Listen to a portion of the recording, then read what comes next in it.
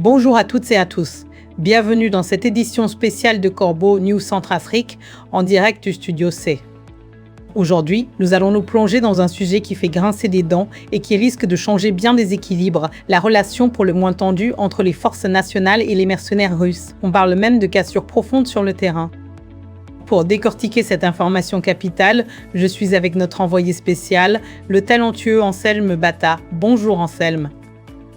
Bonjour Gisèle, quel plaisir d'être à tes côtés pour aborder ce sujet qui, loin des discours officiels, révèle une réalité des plus préoccupantes.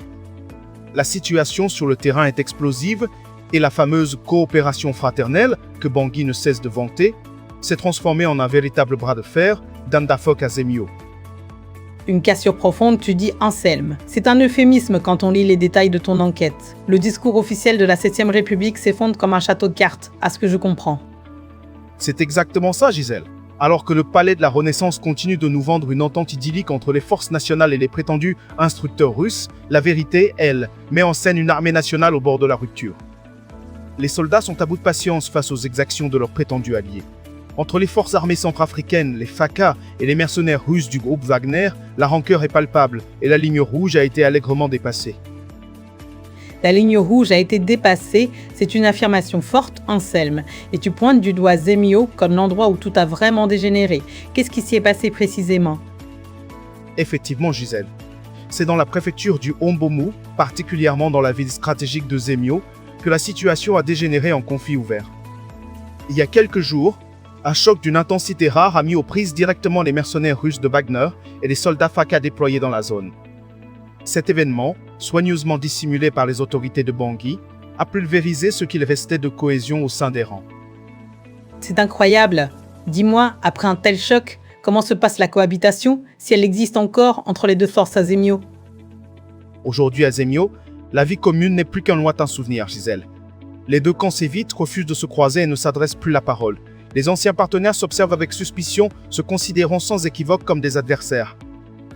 Les mercenaires russes refusent obstinément de coopérer avec nos forces de défense et de sécurité intérieure, tandis que les soldats FACA, atteints dans leur honneur, rejettent tout contact avec les hommes de Wagner.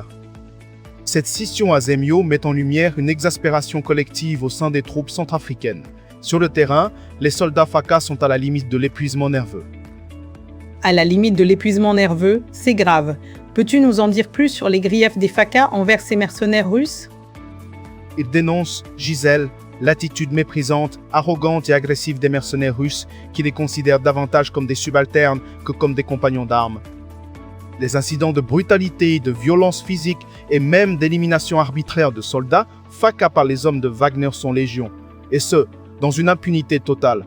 Cela fait monter une exaspération palpable dans les casernes et on peut comprendre pourquoi.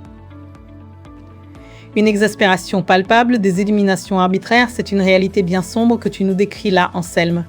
Et cette cassure profonde, elle expliquerait aussi, selon ton enquête, ce que tu appelles le mensonge d'Amdafok. Dis-nous tout. C'est bien ça, Gisèle.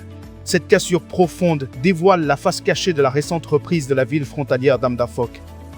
Alors que les déclarations officielles et les médias acquis au régime claironnaient que les braves soldats des forces armées centrafricaines et leurs partenaires avaient récupéré la ville au prix d'un combat acharné, notre enquête révèle une toute autre vérité, des plus humiliants. T pour notre armée nationale. Une réalité humiliante pour l'armée nationale. Donc, les FACA n'auraient pas du tout participé à cette opération d'Amdafok, malgré ce que claironnait le gouvernement du dictateur Faustin Archange Touadéra? En vérité, Gisèle, les forces FACA n'ont jamais pris part à l'opération d'Amdafok. Le commandement russe, ayant perdu toute confiance envers les troupes nationales et ne souhaitant plus être freiné par elles, a opté pour un assaut mené par un groupe composite. Celui-ci était formé de mercenaires de Wagner et d'ex-rebelles ralliés, issus des groupes armés des Troires, du MPC, de l'UPC et des milices d'autodéfense locale. Ce sont ces forces hybrides, regroupées depuis Birao, qui ont marché sur Amdafok, écartant volontairement l'armée régulière. C'est sidérant. Et pendant ce temps, que devenaient nos soldats FACA? Abandonnés à leur sort? Pendant ce temps, Gisèle, l'unité des soldats FACA initialement sur place à Amdafok est restée confinée, démunie et inefficace à l'intérieur de la base locale de la MINUSCA. Le récit de leur capitaine est un témoignage d'un désarroi total. Ces hommes n'ont aucune dotation militaire qui tienne la route. Pas d'uniforme de rechange, pas de chaussures tactiques, et pire encore, Leurs armes n'ont même pas de chargeur garni. Privés de leurs outils de combat par le laxisme de Bangui et la mainmise de Wagner, ces militaires n'ont qu'une seule idée, quitter le secteur, regagner Birao, et ensuite abandonner le terrain pour retourner à Bangui. Fuir, rentrer à Bangui, c'est un aveu d'échec retentissant, Anselme, et une stratégie qui semble bien avantageuse pour Wagner. Tu parles d'ailleurs d'une stratégie impériale de Wagner. Qu'est-ce que tu entends par là? Ce plan d'éviction des forces nationales n'est pas inédit, Gisèle.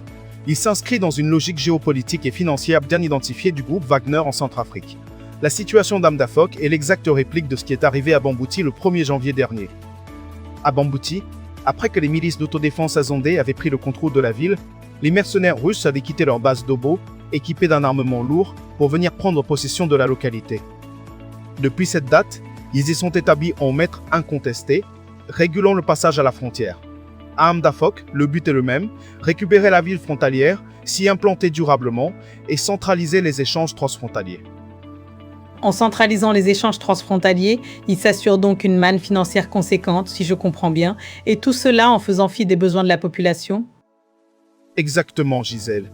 Ils agissent en faisant fi des demandes de la population de Birao, qui exige depuis 3 ans un réel positionnement des forces républicaines pour garantir leur sûreté.